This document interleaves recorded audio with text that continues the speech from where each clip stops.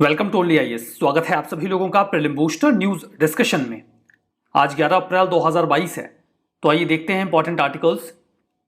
आगे बढ़ने से पहले तेजस 3 की जानकारी है। ये प्रीलिम्स का क्रैश कोर्स है। एज यू नो, यहाँ पर आप अपनी फीस को नो कॉस्ट ईएमआई में पे कर सकते हैं, मतलब कि फीस इंस्टॉलमेंट में पे कर सकते हैं और फीस बढ़ेगी नहीं। जानकारी के लिए आप इस नंबर पर कॉल कर सकते हैं या फिर यहाँ मेल कर सकते हैं। बाकी कोर्सेज को ज्वाइन करने के लिए तो video.onlyas.in पे ही जाना पड़ेगा। हमारा पहला important article Jupiter like proto planet के बारे में है। आगे बढ़ने से पहले सबसे पहले मैं प्रोटो प्लैनेट का मतलब बता देता हूं। प्रोटो प्लैनेट को आप अब प्लैनेट इन मेकिंग बोल सकते हो, मतलब एक ऐसा प्लैनेट जो अभी बन ही रहा है, बना नहीं है। जब भी कोई प्लैनेट बनता है तो उसके चारों ओर धूल, मिट्टी के कण या चट्टानों की एक डिस्क होती है, ठीक है, और उसके सेंटर में एक कोई छोटा सा रॉकी ऑब्जेक्ट हो सकता है जिसके चारों ओर ये पूरी डिस्क बनी होती है। तो ये जो छोटा सा ऑब्जेक्ट होता है इसे ही प्रोटो प्लैनेट कहा जाता है। ये काफी छोटा होता है साइज में, लेकिन आने वाले समय में ये जो सभी पार्टिकल्स हैं डस्ट के, धूल के, ये इसके ऊपर सस्पेंड होकर इसके साइज को बड़ा बना सकते हैं। दैट्स वाई प्रोटो प्लैनेट को प्लैनेट इन मेकिंग कहा जाता है। वर्तमान में एक न्यूज आई है कि हबल स्पेस टेलीस्कोप ने एक फोटोग्राफ कैप्चर करी है एक ऐसे प्लैनेट की जो जुपिटर के जैसा ही है। मतलब ये गैसियस प्लैनेट होगा जिसके सेंटर में एक छोटा सा कोर होता है, बहुत बड़ा कोर नहीं होता, बाकी गैस के पार्टिकल्स से पूरा जो प्लैनेट है वो बना होता है। ये बिल्कुल वैसे ही है जैसे उम्मीद है कि जब हमारा जुपिटर बना होगा तो बिल्कुल उसी प्रक्रिया के माध्यम से बना होगा। बनने की प्रक्रिया काफी इंटेंस और वायलेंट है, इसीलिए रिसर्चर्स इसमें काफी ज्यादा इंटरेस्टेड हैं। ये जो न्यू फॉर्मिंग प्लैनेट है जो बनी रहा है, इसे हबल स्पेस टेलीस्कोप ने कैप्चर किया और इसे नाम दिया गया AB ऑरिगाई B। ये एक प्रोटो प्लैनेटरी डिस्क से घिरा हुआ है। जैसे कि जो प्रोटो प्लैनेट होते हैं, ये छोटा सा जो रॉकी ऑब्जेक्ट बीच में है, आप इसे प्रोटो प्लैनेट कहोगे, और इसके चारों ओर ये जो धूल कण की डिस्क बनी हुई है इसे प्रोटो प्लैनेटरी डिस्क कहा जाएगा, जो इसके चारों ओर फैली हुई है। तो एक डिस्क है इसके चारों ओर जो घूम रही है। ये जिस तारे के चारों ओर चक्कर लगा रहा है वो तारा 2 मिलियन साल पुराना होगा। काफी यंग स्टार है, बहुत पुराना स्टार नहीं है। मतलब ये पूरा सोलर सिस्टम डेवलप ही हो रहा है। ये बिल्कुल उसी तरीके से है जब हमारा सोलर सिस्टम बना होगा। तो जिस स्टेज में जुपिटर जैसा ये प्लैनेट है, जब इस स्टेज में हमारा जुपिटर रहा होगा तो हमारे सन की एज भी लगभग यही रही होगी। उसके बाद हम थोड़ा आगे बढ़ गए, थोड़ा सा स्ट्रक्चर्ड फॉर्मेट आ गया है जुपिटर का और सन की एज भी हो गई है, बट ये बिल्कुल सेम है जैसे हमारा सोलर सिस्टम डेवलप हुआ था, बिल्कुल वैसे ही ये भी डेवलप हो रहा है। हमारे सन से ये 531 लाइट ईयर्स की दूरी पर है। ये जो प्रोटो प्लैनेट है ये हमारे जुपिटर से 9 गुना ज्यादा बड़ा है, मतलब इसका साइज काफी बड़ा है। ये अपनी होस्ट स्टार के चारों ओर चक्कर लगा रहा है और ये जितनी दूरी पर चक्कर लगा रहा है वो 8.6 बिलियन माइल्स है। यहां पर आप ध्यान दीजिएगा, यूजुअली जो भी हम प्लैनेट सर्च करते हैं, तो जैसे ये सन है हमारा और यहां पर कई सारे प्लैनेट्स के बाद हम पहुंचते हैं प्लूटो पे, ठीक है। तो प्लूटो और सन के बीच की जो डिस्टेंस है, ज्यादातर जो हम एक्सो प्लैनेट सर्च करते हैं वो अपने स्टार से इसी डिस्टेंस के बीच में होते हैं, जो समझ में आता है कि सोलर सिस्टम ऐसे ही वर्क करता है। अभी जो हमें जुपिटर मिला है वो सपोज करो कि यहां प्लूटो है तो वो इससे 2 गुनी दूरी पर एग्जिस्टेंस में है अपने स्टार से। मतलब हमारे स्टार में जो सोलर सिस्टम में जो आखिरी प्लैनेट है उसके कंपैरिजन में वो दुगनी दूरी पर लोकेटेड है।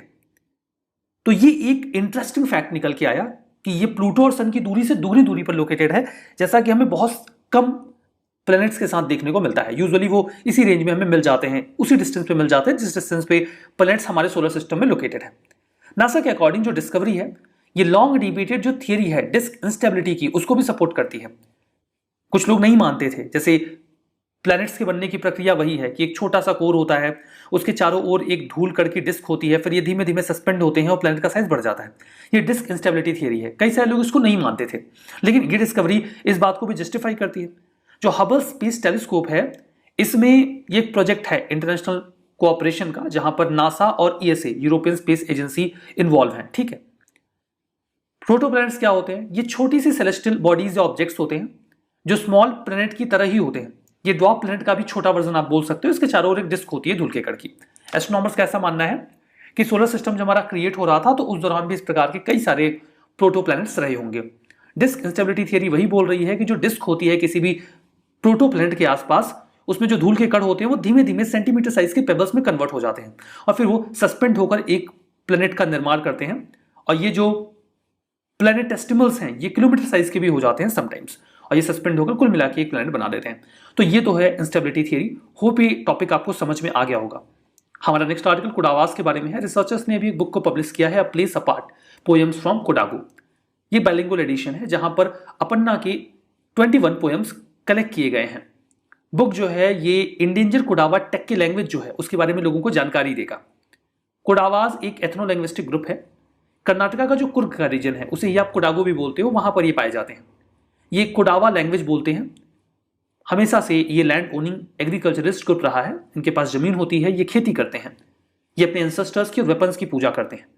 इनके कल्चर में वेपन्स का, हथियारों का एक बहुत इंपॉर्टेंट रोल है।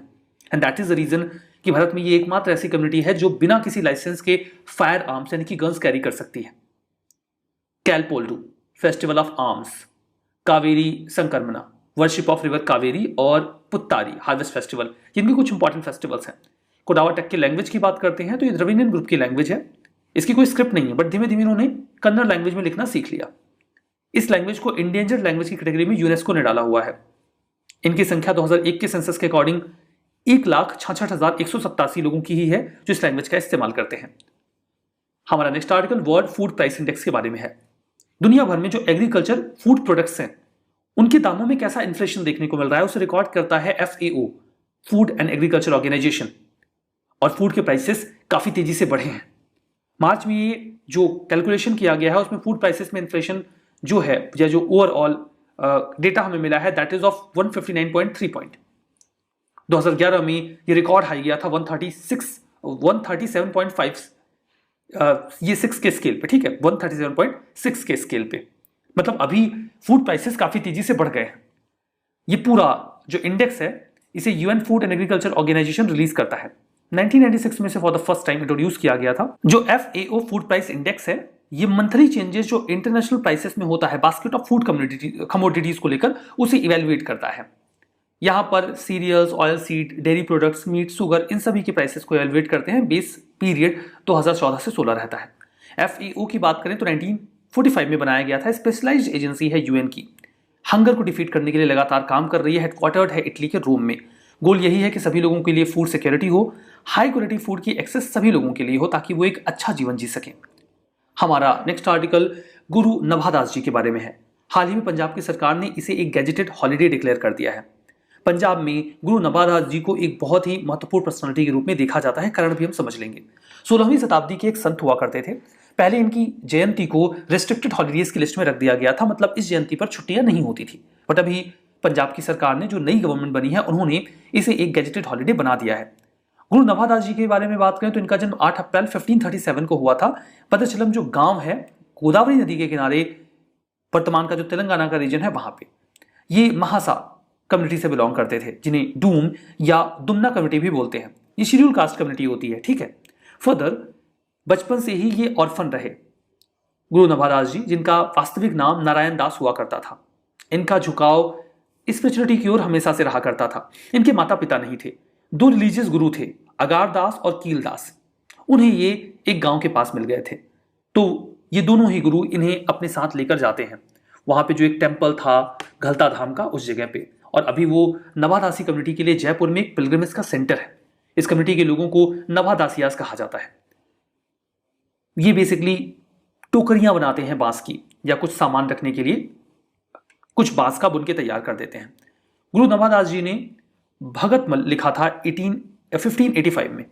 यहाँ पे 200 संतों की लाइफ स्टोरी का एक कंपाइलेशन है, और फाइनली 1643 में उन्होंने अपनी अंतिम सांस ली। पंजाब में ये अक्सर विजिट किया करते थे। एक पंडोरी विलेज है गुरदासपुर डिस्ट्रिक्ट में, जहाँ पे दूम कम्युनिटी के लोग रहा करते थे, तो वहां पर उनका अक्सर आना जाना होता था। इसलिए पंजाब में भी लोग इन्हें बहुत ही आस्था के साथ देखते हैं। हमारा next article solid fuel ducted ramjet के बारे में है। इंडिया ने अभी हाल ही में सक्सेसफुली से टेस्ट फायर किया है। ये मल्टीपल टेस्ट फायर इसके अभी तक हो चुके हैं इस पूरे फ्यूल सिस्टम के। ये चौथा है, आई होप पॉसिबली, क्योंकि इसके पहले भी 3 हो चुके हैं। इसे जो उड़ीसा के कोस्ट पे चंडीपुर है लोकेशन, वहां से टेस्ट किया गया है।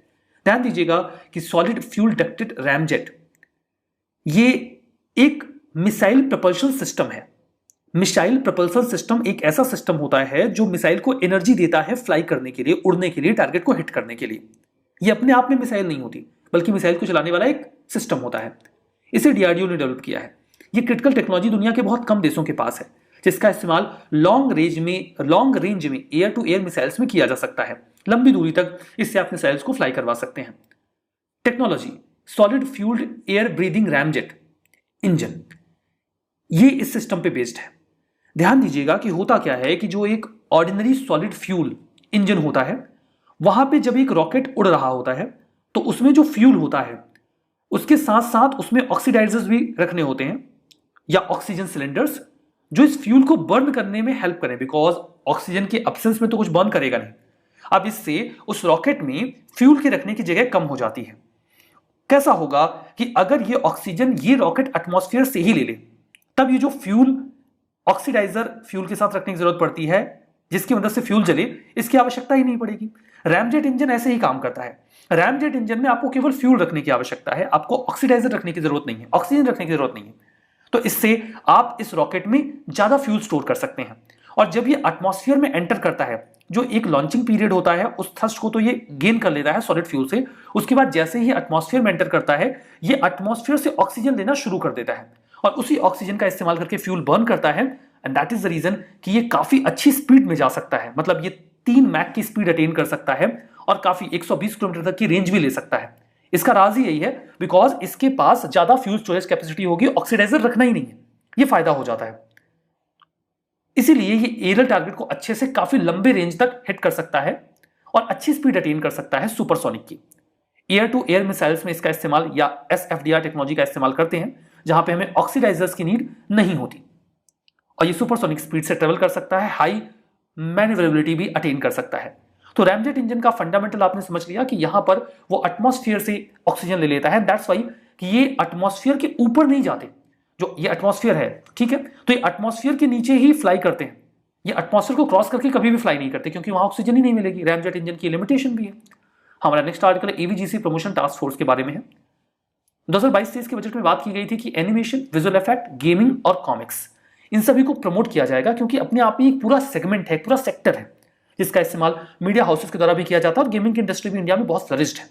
एवीजीसी के पूरे सेक्टर में इंडिया दुनिया में 5 जो टॉप की कंट्रीज हैं उनमें आता है। तो अभी हाल ही में इसे प्रमोट करने के लिए एक टास्क फोर्स बनाई गई है।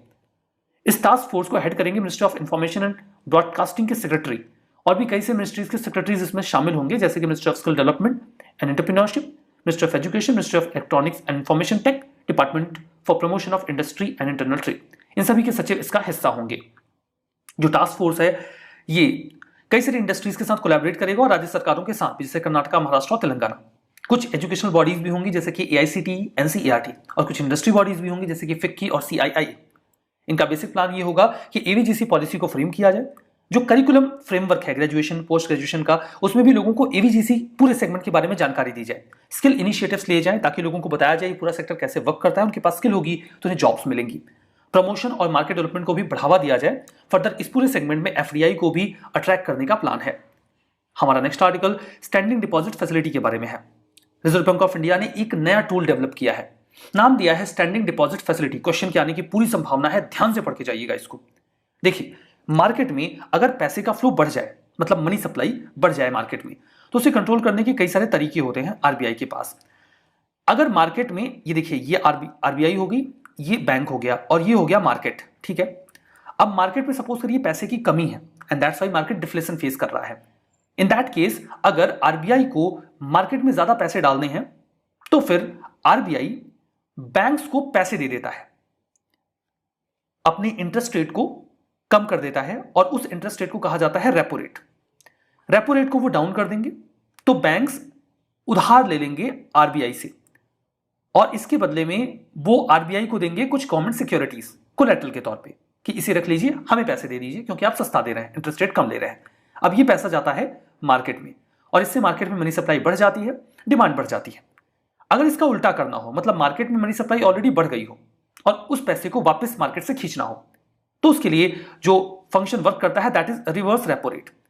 रिवर्स रेपो रेट में आरबीआई बैंक से कहता है कि आप हमें पैसे उधार दे दो, इसके बदले में आप हमसे गवर्नमेंट सिक्योरिटीज जमा कर लो। अब कई बार क्या होता है, अब जब बैंक ने आरबीआई को पैसा दे दिया तो बैंक के पास पैसा कम हो गया, तो मार्केट में भी पैसा कम हो जाएगा, तो इन्फ्लेशन से हम लड़ सकते हैं।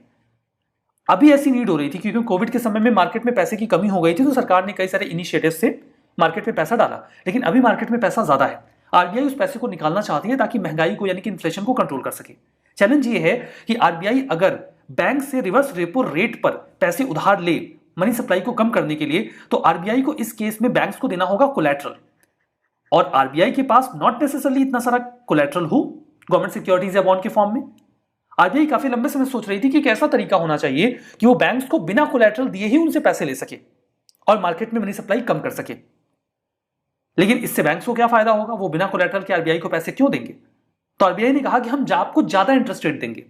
जैसे जो रिवर्स रेपो रेट है वो इस समय 3.35 पे है, इतना परसेंट का इंटरेस्ट मिल रहा है। इन्होंने कहा कि हम आपको 3.75% का ब्याज देंगे, आप जो पैसे हमको उधार दोगे उसके लिए, आप हमसे बस कोलैटरल मत लो, क्योंकि हमारे पास इतना कोलैटरल है नहीं। तो उन्होंने ब्याज की दर को बढ़ा दिया और एक ऐसा टूल डेवलप किया जहां पर वो कोलैटरल फ्री बोरोइंग कर सकते हैं बैंक से मार्केट में मनी सप्लाई को कम करने के लिए। आरबीआई इसलिए नहीं बोरो करता क्योंकि उनको पैसे की कमी पड़ जाती है, इसका बेसिक ऑब्जेक्टिव मनी सप्लाई को कंट्रोल करना होता है। तो आपने समझा कि जो स्टैंडिंग डिपॉजिट फैसिलिटी है वो एक ऐसा टूल है जहां पर आरबीआई बैंक से बिना डिपॉजिट बिना कोलैटरल जमा किए पैसे बोरो कर सकता है, और इसके एवज में वो उनको थोड़ा ज्यादा ब्याज दे देगा।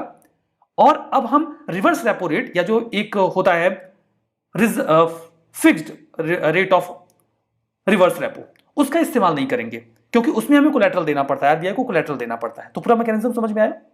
2018 में जो सेक्शन 17 है आरबीआई एक्ट का, उसको अमेंड किया गया था और ये कहा गया था कि reserve bank of India empowered है एसडीएफ को इंट्रोड्यूस करने के लिए, जहां पर वो कोलैटरल फ्री लोन ले सकते हैं बैंक से थोड़ा ज्यादा ब्याज देकर। एसडीएफ को 2014 में उर्जित पटेल ने for the first time propose किया था। अब रिवर्स रेपो रेट का क्या होगा फिर? रिवर्स रेपो रेट अभी भी है, आरबीआई का वो टूल है, उन्हें जब इस्तेमाल करना होगा तो वो करेंगे उसका इस्तेमाल। और अगर उनके पास कोलैटरल नहीं है तो इसका मतलब ये नहीं कि मनी सप्लाई को वो कंट्रोल नहीं करेंगे, वो बिना कोलैटरल के भी बैंक से पैसे लेंगे। ठीक है, चलिए अब हम रिवीजन कर लेते हैं। प्रोटो प्लैनेट, ये सोलर सिस्टम के बाहर के प्लैनेट होते हैं, गलत, उन्हें एक्सो प्लैनेट कहा जाता है। ये प्लैनेट इन मेकिंग होते हैं। कुडावास कर्नाटका से बिलोंग करते हैं, सही है। कुर्ग से। World food price index WTO, गलत है। Food FAO, food agriculture organization, ठीक है। सॉलिड फ्यूल डक्टेड रैमजेट, ये ऑक्सीजन को फ्लाइट के दौरान एटमॉस्फेयर से लेते हैं, सही है। स्टैंडिंग डिपॉजिट फैसिलिटी, इसमें बैंक्स की सिक्योरिटीज को involve selling of bank security, bank की सिक्योरिटीज को बेचा जाता है कोलैटरल के तौर पे आरबीआई में, गलत है, बिकॉज इसमें कोलैटरल इन्वॉल्व होता ही नहीं है। तो हमारा आज का सेशन यहाँ पे समाप्त होता है। बहुत बहुत धन्यवाद।